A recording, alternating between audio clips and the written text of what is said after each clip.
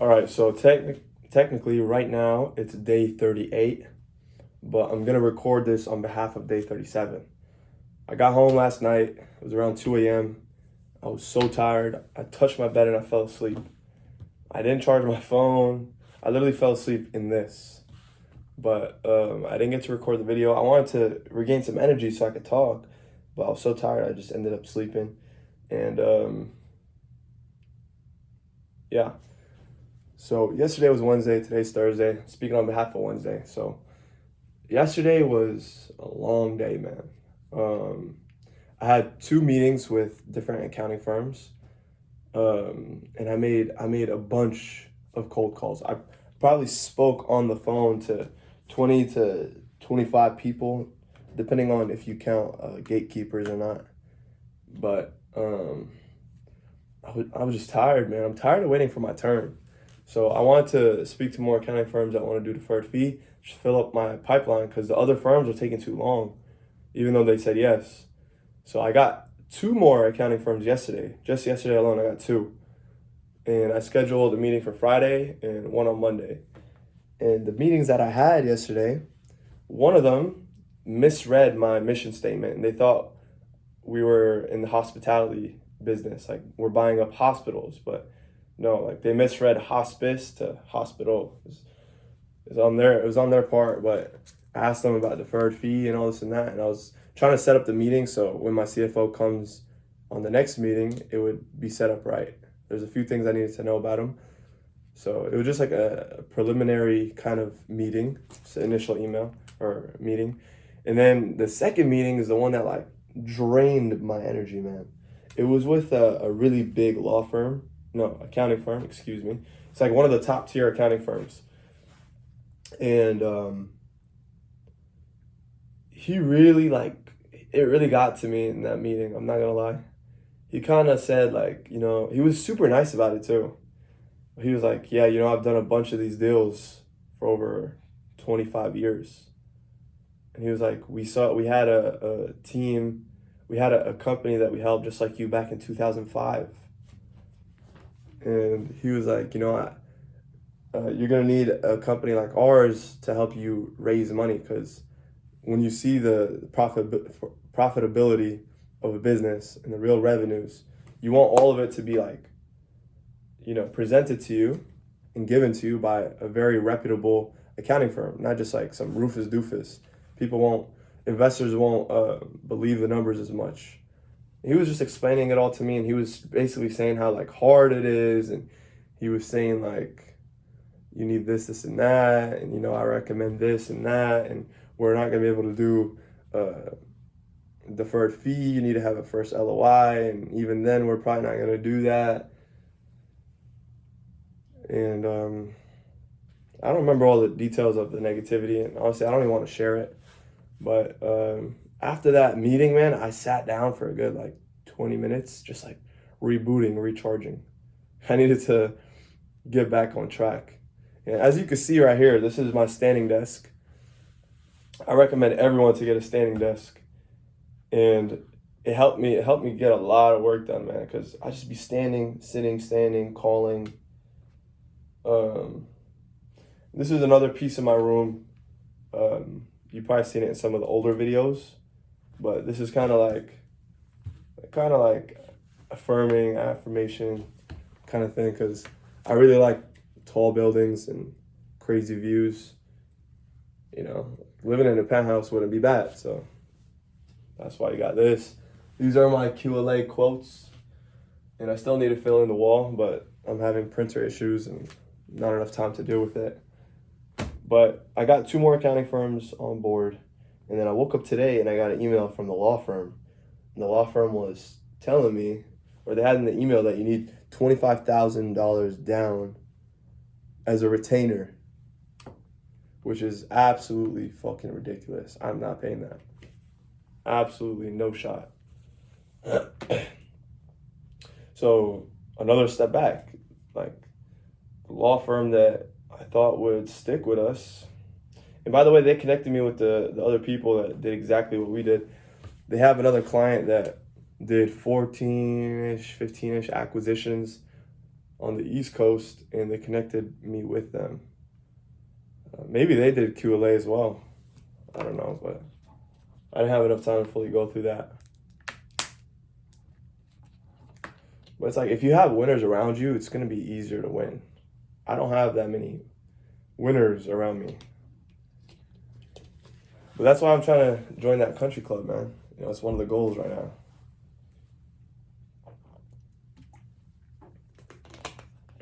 It's going to be hard, man. Everything is so hard.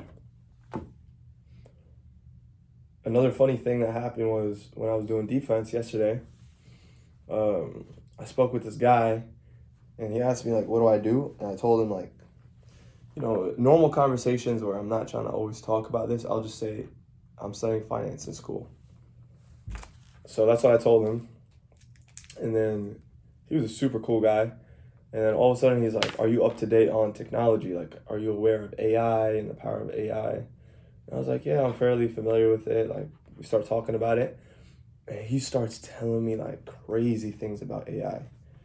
He starts telling me, like, all the different ideas that AI could be used for. And basically, like, every single consulting kind of job is going to go out of business. That's basically the idea of what he was talking about. And any kind of like, everyone expected, like, the low labor kind of work is going to disappear with AI, but it's like AI is more creative. Like, the images, it could create its own words, and it could code. It could probably do your accounting, and anything that has to do with contracts and any kind of consulting sort of work is all going to go out of business in the future. And he was telling me, like, man, there's no one right now in the world that's like an expert in AI. And if they are, they're bullshitting you. Like, this is a new thing. It's brand new. This is a huge advantage. He wasn't trying to tell me, like, he's trying to create a business for it, but he was like, dude, you're going to school, but all this is moving so fast. How do you know what the market's going to be like when you graduate? And I was like, whoa, like, I've never had anyone talk to me about that. You know, you might hear it online, but like, someone in real life that has, like, he was a very smart person, and he worked for Medicare. I think something in IT Medicare. And I was telling him, like, some ideas about AI that I heard. I think sharing ideas is a bit dangerous, but we eventually started talking about how the population is aging, all this and that. And then I was like, man, this guy would be an interesting guy to bring for the one day that I network a week, to kind of like speak with other people that I know. So I kind of invited him, and he added me on LinkedIn. And as soon as he added me, I knew he'd see my profile, and he'd see, like, I'm not really like a student. So then I was like, yeah, I got to be candid with you, and I'll be honest. Like, you know, like, I used to be in school, but I left school to do 1, 2, 3, and I'm doing Uber on the side because 1, 2, 3. It was, bro, the energy got sucked out, bro. That really bothered me too. I thought about that for the rest of the day. Like, why am I lying? Why am I such a... And then he started asking me about it, right? He was like, why'd you pick healthcare? And I was like, you know, healthcare, every 27 cents out of every dollar in America spent is in healthcare. And I started telling him all these different stats, and he's like, you got to change your answer. And I was like, okay, what makes you say that? And he was like, you know, everyone knows it's about the money, but you have to act like you care. Like, you got to say, like, oh, like, this person was hurt and they needed this, and I was very passionate about it. So then that way the investors give you money. And then my response was, yeah, but I just want to be honest about what I'm doing. I don't like to lie. I like to be honest. He was like, oh, just like when you first met me and you told me who you were, that was real honest, wasn't it? And I was like, oh shit, he's right. Like, why am I choosing to be honest here, but I'm choosing to be a liar there? So it's like, it's either I just stay an honest person, or I just always lie. The truth is, everyone lies. You have to lie. Well, I take that back for a second here. It's really, really hard not to lie in some cases. So like, how honest can you really be?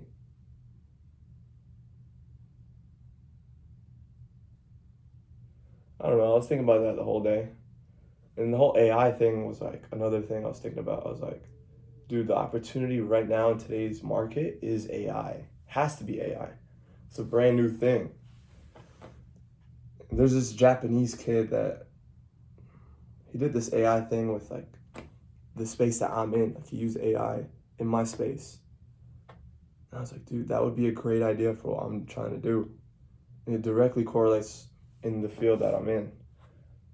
So it's like shiny object syndrome. It's like you always want the shiny object.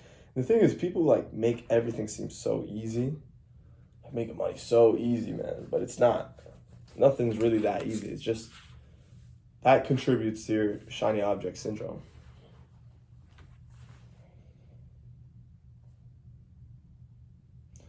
But yeah, I worked out yesterday. Did my affirmations in the morning. I probably woke up around like 7:30, 8ish. And keep in mind that was like 3 days in a row where I stayed up on like very little sleep. So like fourth day, I crashed. Like today's the fourth day. So I slept in. I don't blame myself, man. I need a day in the middle of the week where I can like catch up. Because I'm not gonna do it on Saturday. What if I do it on Saturday? Saturday and Sunday, just sleep in. I think if I do it 2 days in a row, my body will get used to it, and then it'll mess up my week. Bro, my progress is getting slow, man. I have this document of someone who did QLA, and it shows exactly how long he did everything. I'm not gonna open it right now. It's gonna take a second to open up. But the part that I'm at right now, where you have your board of directors put together, you have an accounting and a law firm all like together before you get to the banks and finding the deal. Like step 3 of where I'm at right now, it took him 120 days to get to that point.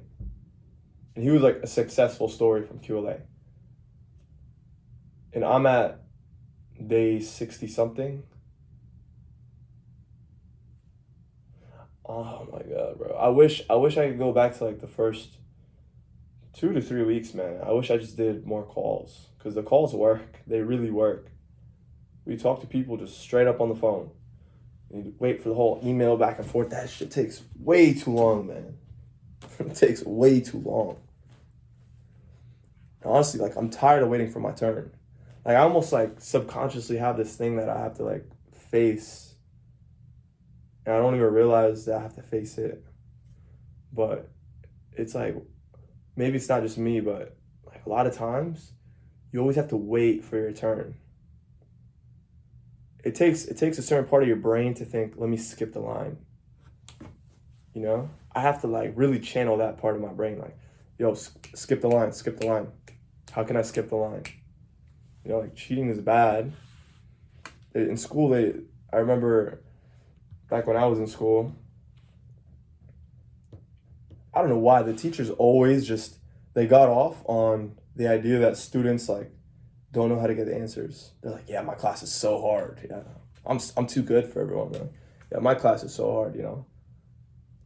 But they teach you things in class and give you like a study guide on things that are not even on the test. So it's like you waste your time studying this, and that, and then when the test comes, it's like, bro, I've never heard of this, and that.